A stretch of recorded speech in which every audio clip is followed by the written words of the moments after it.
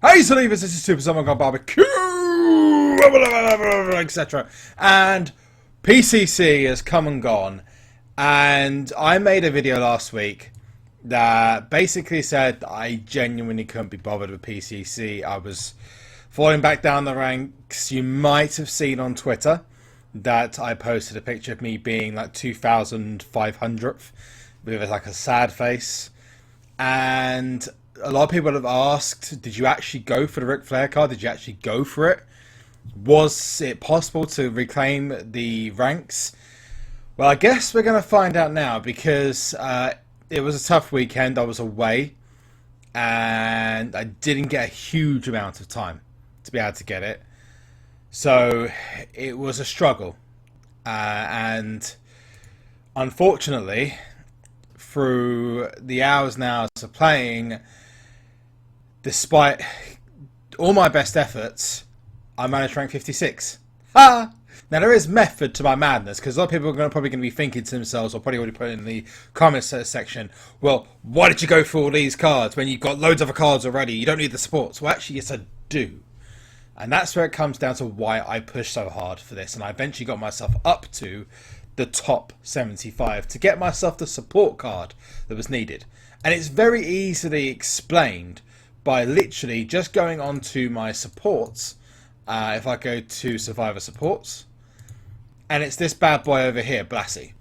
Now, Blassie is power and charisma, and if you remember, I actually pulled him in a ring domination video a while ago, which is an awesome pull. The benefit of having a Blassie is if I have a sensational Shuri, she looks after toughness and speed, which means that your overall King of the Ring deck is improved in all fronts, as long as the stats are called. So I had to go for that card when Ric Flair started winning. Not that I'm still not pissed off that Ric Flair won, but this is kind of the best thing that we could have done. I still think it's lazy that they still haven't given us a taggable option. Yeah, it kind of maintains the tag situation, but I'm still a little bit, nonplussed as to why they've not just, at least give us some kind of tag. But I'm guessing that's coming in with fusions or something else like that. So I would imagine at some point we're going to see some kind of right arrow or down arrow that we're going to get. There's going to be some kind of tag option. But with us getting 56th in the PCC, that means that we do have some awesome rewards to collect. First of all, just going to shout the guys in the top 50. So the guys in the top 50 are awesome for going as far hard. Let's go to the top. We have Jafar, who Aladdin is obviously very unhappy that he's at the top with 23,500. He was connected to me on Twitter. Justin, the Nightman, never seen him before up there. Interesting. I think I've seen Justin before. Juatzi, Team UK, MTEO as well. Oh, that's harsh. MTEO only finished 60. That's got a sting. Harry, who is a free player, as he says to himself, and he has admitted that last night he wasn't. He did use a couple of titles to try and get back the difference, but he didn't manage to get there in the end. He finished 6th. Booby 7. I said Booby. Dodger, DT Breezy, Team UK represent. G-War. Bit of a distance between those two scores. Crazy. Black. Figaro again, Team UK. Dean, I'm guessing that is the German Dean. Jonathan, wow, I didn't see him there. Congrats, dude. Mikey as well, God Hype. Miguel Salo, Wolf Cub, Corez, Furkan, awesome. Hell's Darkness. Maxi, PCP, Candyman. If you hear me just mention these team names, these are the teams that people are in, by the way. James, Lamp, Kingshin, The Boss, Abdul, Edward. You! Edward finishing in 27th as well. He got that support card. He said he needed that because he hasn't got any 2-stat managers, I believe. Alexi, Tower, Boz, Black Angel. Angle, I almost said there. Gallon 92, you lose. Random guy. CGC 816, Flexi. Did anyone else finish 11,000? No. So SWAT is GOD hype, and Flex is Team UK hype. Magsidal, Scott Sasha, the German Sasha. Pedro Duarte. Wow, did I pronounce that right? Chidox, Color, Bane, Ston, I think it is. Ston. Estion. Michael, I don't know if that's the Michael that I know of, whether he actually went hard for it or not. The Burt, versus Stuart as well, East, and Woody. But obviously my rank, if we go to my rank, I finished in, oh god, I can't remember where I actually finished now. It was just below there, 56th place, and I finished on 10. I was going to say it, but you guys will say it for me. 10, free! Damn, 56. Really, really happy with that result because that took a hell of a grind.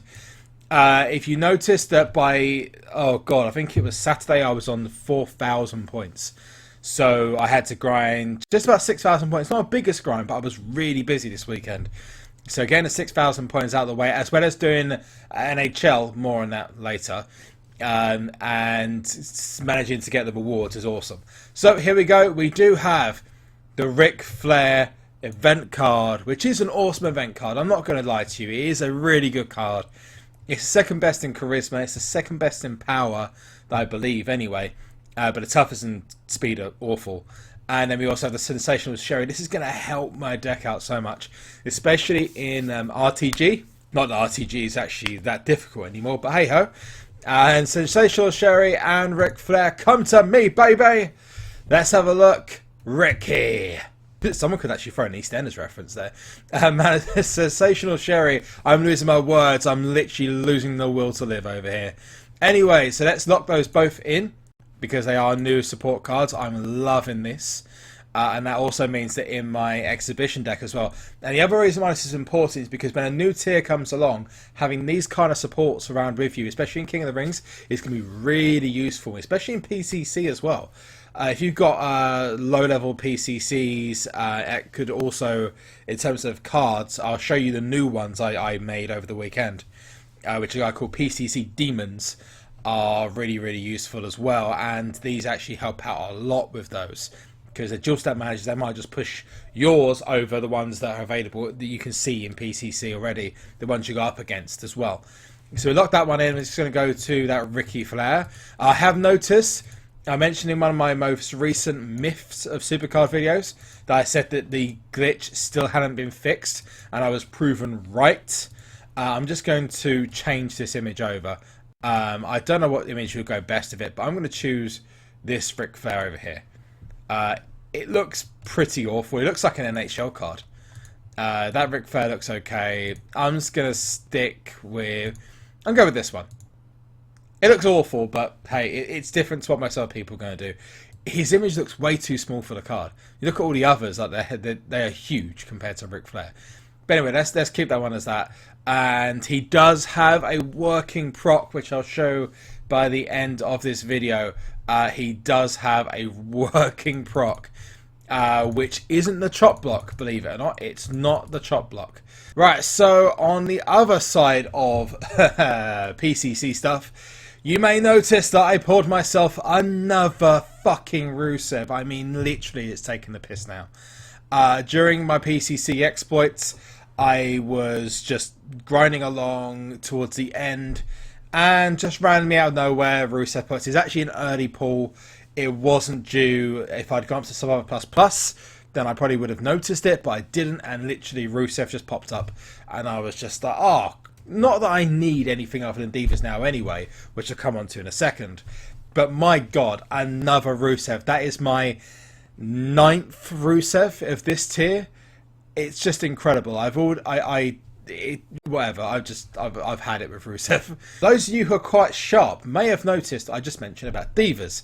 That's because of my King of the Ring awards. I did actually manage to get myself another Diva Pro. That's right, another one, Michael, another one.